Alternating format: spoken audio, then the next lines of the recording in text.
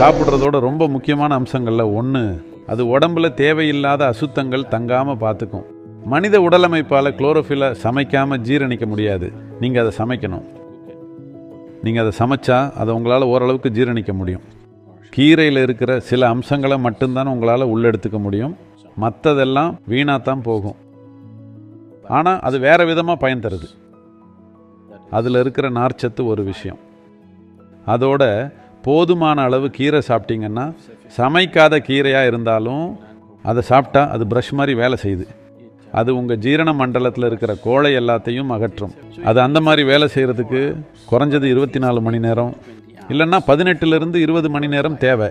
அதனால் நீங்கள் கீரை சாப்பிட்டா அதை நீங்கள் பகலில் சீக்கிரமே சாப்பிட்றணும். அப்போ தான் அடுத்த நாள் அது ஒரு நல்ல மலமிளக்கியாக செயல்பட்டு எல்லாத்தையும் சுத்தப்படுத்திடும். நீங்கள் அதை ராத்திரியில் சாப்பிட்டா அதனால் உங்களுக்கு பலன் கிடைக்காது.